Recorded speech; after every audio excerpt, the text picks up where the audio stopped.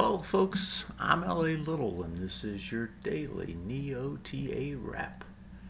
We take a look at these markets and we do it from a neoclassical perspective, each time asking ourselves what happened today, but what does it tell us about the coming ones.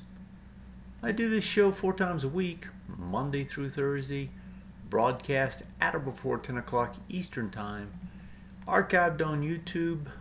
It's available there. It's under the label L.A. Little. So just pop over to YouTube, subscribe to it, and then you can get content notifications so that you know things happening. As far as YouTube, I encourage you to take and share these things. The more you do that, the better it helps me, which allows me to help you better as well. So if you come over to one of these, there's these share buttons, you can just click it. There's all sorts of ways to share it. You can embed it on your own site if you have one. You can email it to somebody if you want to do it that way. There's a number of ways to do it. It's very easy to do. It's one click. It's one of the reasons YouTube is our choice for this sharing mechanism with you. You can also ask me questions. I haven't gotten any the last couple times I've spoke, but you just pop in here to TA Today, go to the NeoTA TV, pop down, and there's some instructions there on how to write me and have me participate, have your participation in the show. So lots of ways to participate, lots of ways to help, and hopefully none of them inconvenient. Let's take a look at this market because we're coming up on the big ECB news tomorrow. And what do these markets do? Well, they worked their way higher. Nothing big, but they did work their way higher. Looks like another misprint here in the Russell. For whatever reason, that one always has a problem. It was down today, but it wasn't down that much. So you had about a 0.5% gain on the NDX on the S&P.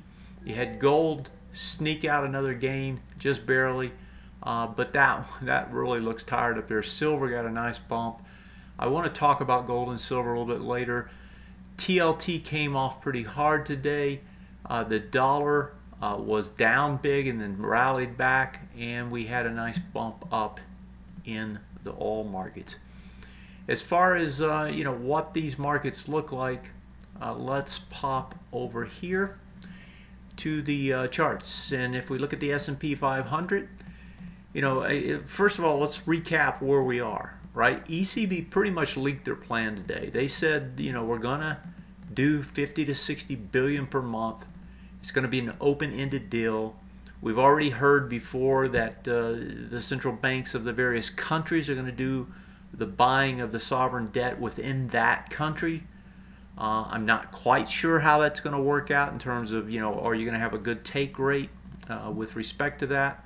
But that, they've given us pretty much the setup for how this is probably going to play out, and they're setting the table, so to speak. Right now, usually when you set the table, you try to save some little punch for the end, and I wouldn't be surprised if you see that tomorrow to try to goose these markets higher, because that a big piece of this is to goose the markets. I mean, let's face it. That every time these QE programs roll out, that's what happens, and it's not a coincidence.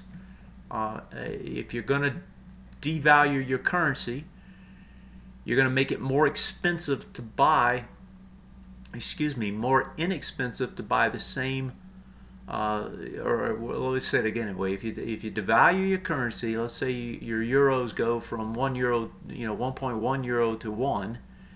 Relative, say, to the dollar, it's going to take more euros to buy the same amount of whatever it was you're buying, and stocks included. And that's the way this thing works. And so that's a big piece of the program and what they're after. It was that way in Japan. It was that way in the U.S. Even though China's not doing quote-unquote QE, China is doing the same sort of thing, goosing its markets. And now you got QE sovereign debt buys here in Europe. So if that rolls out tomorrow, if it rolls out with about 50 to 60, it's going to be pretty much what's expected, and I suspect that's already priced in. So it's going to have to be something else now to make it goose. Now, what's interesting to me is that with that news coming out, you know, these markets lifted, yeah, but there was no rush to get in. Now, you know, in the neoclassical take, where this is at right now, it doesn't mean anything. In other words, I can't measure this against something because there's really nothing to measure it against. I mean, I guess I could go over to this bar, but that's just picking a random bar. I want something of significance, and I don't have it here. I'm in the middle of this large bar. So can we push up higher? Sure. Can we push down? Sure. We're in no man's land. We're in the middle of nowhere, and this thing can do either direction. And we're going to talk about, you know, the synopsis piece here in a second. But looking at the S&P chart, you know, it doesn't tell me if it's going to go up or if it's going to go down. If I look at the NDX, that one has a little bit of a measuring stick, and that is you had a big spike down here, 46.64 roughly. 46.67.5 was the close. 45.92 was this one. And so you can see, 46.67. So you can see it's coming right up into the top. Let me just circle these bars.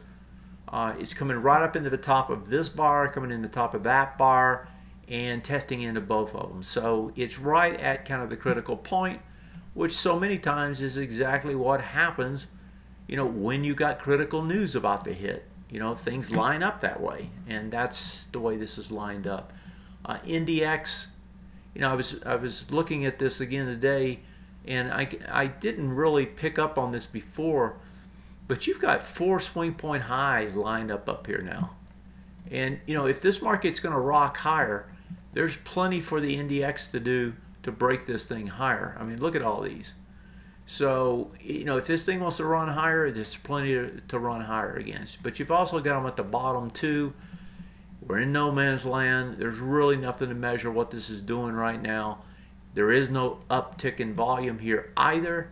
So it looks to me like nobody's really that dead set in the U.S. markets of rushing into equities as a result of QE in Europe. Russell couldn't even get higher today. The Russell was down 0.34, so there's the correct quote. No volume, sitting out here in the middle of nowhere. Now, if you think back to last year, the Russell was the weakest all year long. Big piece of that has to do with financial engineering. If you're going to financial engineer, you're going to be a big company doing it. And the Russell isn't a big companies. It's small caps. And so, you know, is that what's going on here again, or is it something else? Is it really maybe the economy? You know, the Russell's going to lead on the downside if the economy's getting weaker. And we've seen a bunch of quotes over the last 3 months, showing that the economy's not, you know, kicking in with the same amount of steam it was, say, you know, summer last year. Is that what's going on here? I don't know. All I know is I can see that the Russell's struggling. And when the Russell struggles, that makes me wonder, you know, what's pushing it, and it makes me more cautious. So looking at the indexes tonight, all we have is the NASDAQ lined up at a critical point. Didn't give a direct clue about what it was going to do. And if we consider the other indexes, they're really not telling us anything. Now, if we move over and look at the major sectors, I've remarked before about how the major sectors, it's the weeklies that are holding these things up. Well, if I look at them today, you had some risk off in the IBB. You couldn't move on the builders. You got little moves in most things. You know what's leading this market higher? The most oversold stuff. Look at the XLE today, 2% higher on a major sector. Look at the XLB. You know, that guy was up a percent. Then go to look at some of these other sectors that are struggling now, right? And they've been doing well before. XLF couldn't even hardly move today. You did get a good push in the industrials, but you know where the leadership is now? It's over here. It's in the safety sectors. The XLP, you know, going to the highs. The utilities making new highs or pressing new highs. The XLV, right? Those three are pretty much your security blankets. That's where the money's going. That's not an indication of, shall we say, extreme amount of risk taking.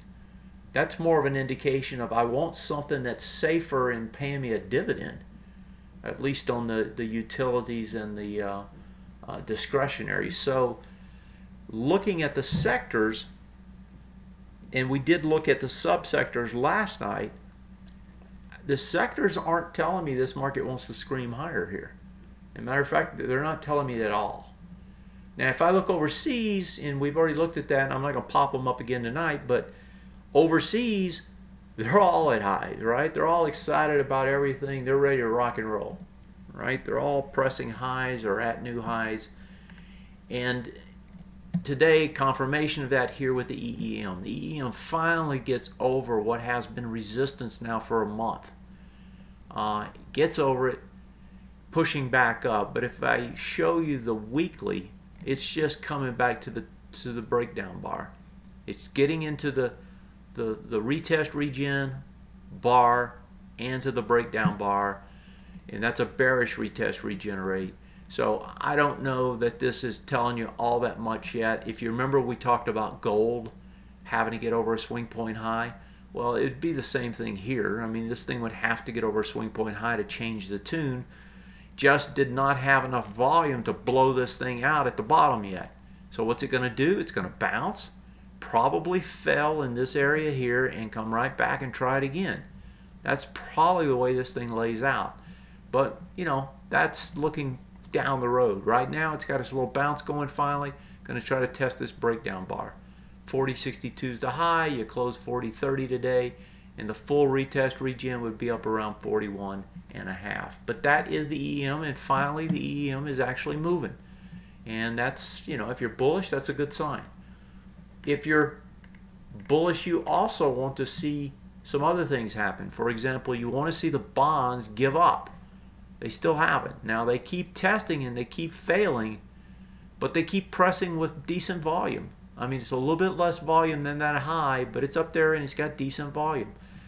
And on this particular leg up, I don't think it's done yet, right? I mean, you still got an ABCD structure that takes it about up to there. So we may see a pop in the bonds still. We haven't seen it complete. The other thing you'd want to see is you'd want to see the dollar quit making new highs. And so far, the dollar continues to press new highs. We've seen it over and over again. It's pressing again with some volume back up there. It looks like it's going to test. If the dollar is going to just blow this away and keep running, and that would be predicated, I would assume, on the FXE blowing away the lows and keep running that way. But you know, when I look at this FXE looks to me like it's got blow off already happening down here. I could see this bouncing now. So I just don't see a clear picture that tomorrow's QE is going to make a huge difference in these markets. And maybe I'm wrong. Maybe I'm looking at it wrong, and maybe I'm just not reading these charts right, but it just doesn't look at it. So if I have to give my synopsis and say, okay, what do I think is going to happen? I just think that we're, you know, potentially we can push up a little bit, but I don't think it's going to go anywhere. It just doesn't look like it's going to go anywhere. And one other note that I would point out is that anytime you see these huge currency moves, and we're talking dramatic moves across the board in almost all of these. I mean, you've got it here with the FXE. You've got it with the FXY. But it's not just there. I mean, look at what happened today in Canada. Canada came out and cut their rates unexpectedly. Look at the blow-off move going on here. You know, fast moves. These are currencies, folks. I mean, these are not small moves. You know, from 89, almost 90 to 80. You know, that's a 10-point move on a 90. That's a 10% move in what? A month and a half? That's a fast move in currencies. The volatility is not a bull's friend, and right now we got volatility out the yin yang. So I just look at this and say, you know, I just don't see the cards all lined up the way you would expect. And the other thing that bothers me is everybody expects it. Everybody expects this market to just V-shape back up as a result of QE coming out in Europe. Well, I'm not sure. I'm not sure it's going to happen that way, but you know, maybe I'm wrong, and we'll find out tomorrow. Gold and silver certainly think that something's going on because we got silver pressing again to highs. If we look at it on the weekly, it's over the swing point high. Looks like it will probably have the volume tomorrow. And gold also presses up, tests the highs, so it gets over, back under, has less volume, presses over the swing point high. Now going after the next one up here. Gold has had a nice run, but you know what, folks? That run's about done for now. If gold's going to pull back, what does that say? That doesn't seem to fit in with the picture either. You know, gold's been moving up because you're going to get QE. So now you get QE and gold pulls back. I don't know, folks. It just doesn't, you know, when I add up the cards, they just don't add up. And so, you know, my take is something else is going on, and that more than likely we're going to see this market struggle even with the QE coming in and taking place. That's the way it looks to me. All right, I'm going to cut it kind of short. I don't have questions tonight, so I'll cut it short. If you want to ask me questions, you know, if you're going to ask me about a stock, give me a direction and a time frame. If you want to ask me anything else, that's fine as well. I'd be happy to entertain your questions. Tomorrow's going to be a big day. You do have the Federal Reserve next week, right? And as I was telling members today, you don't have a conference after it. That makes it harder on the statement. That statement has to, quote unquote, read clearly, or you're not going to know what's going on, right? And that's kind of the downside of not having a conference. Draghi will have a conference tomorrow because everybody pretty much knows QE is going to hit. If you're going to get a zinger, it's going to be in the conference, and that's probably where you would expect this market to spike if it's going to spike tomorrow. All right. Well, I'm going to leave it at that. Thanks a lot for joining me. And as I showed you at the beginning, if you got a minute and you like what you see, show others. Let others know what's going on here at TA today, and you know, share the wealth. I appreciate it. Take care, and I'll see you tomorrow. We'll see what we got. Have a good one.